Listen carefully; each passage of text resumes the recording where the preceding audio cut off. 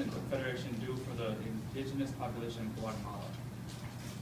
Well, the CNCG had nearly 250,000 members, which contributed to the great increase in indigenous peasant uprising. As a result, over 100,000 peasants received land. On that is created a lot of tension in the middle class about land redistribution on the influential United Fruit Company. With the democracy coming to an end and the Civil War lasting nearly 4 decades, how did the indigenous population survive?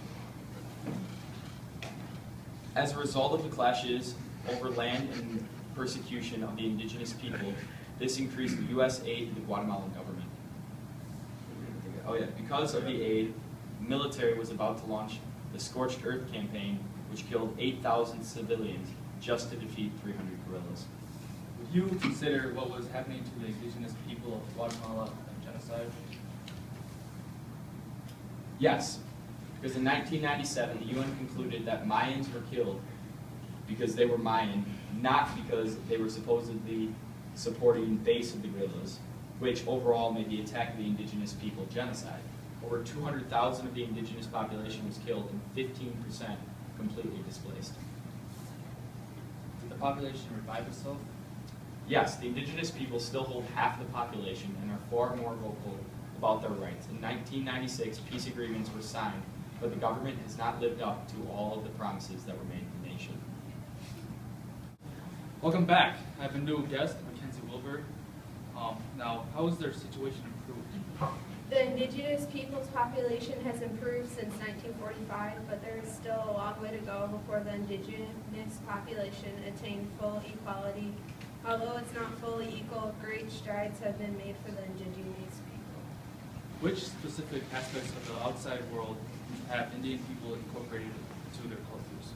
Technology, clothing, pop culture, indigenous people can drive cars rather than horses, loss of land, were all from the outside world that the indigenous people incorporated into their culture.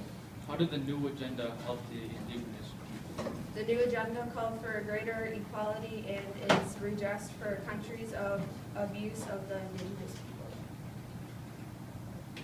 Welcome back, Jason. Good to see you. Now, what is the continuing indigenous inequality? Well, Dan, I'll tell you.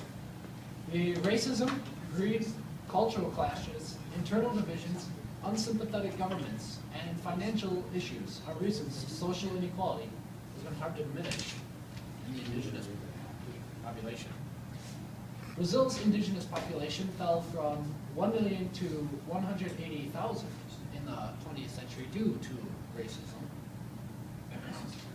1,000 to 9,000 Yanomamis in Brazil and 12,000 in Venezuela have been murdered since 1975. Who are Yanomamis?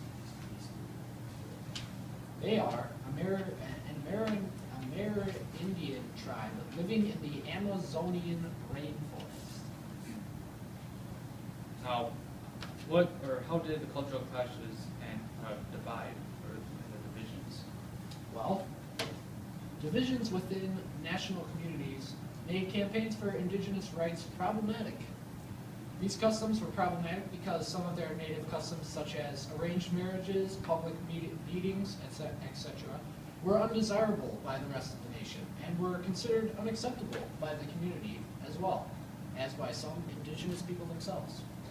Also, many indigenous people would live outside of their native communities in cities where the implementation of the indigenous people's laws would not work or clash with the other legal system that had already been established in that city. Welcome back again, Mr. Jawa.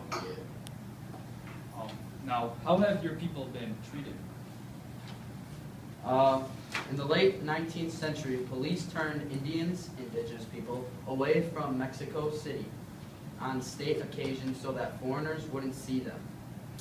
The indigenous population had long suffered such discrimination and humiliation along with deprivation at the hands of the whites. Now, tell me about the people and their organizations.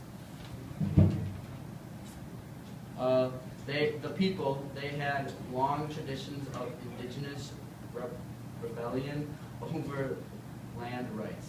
They demanded the restoration of land, defense of Zapotec culture, and economic self-government. All right.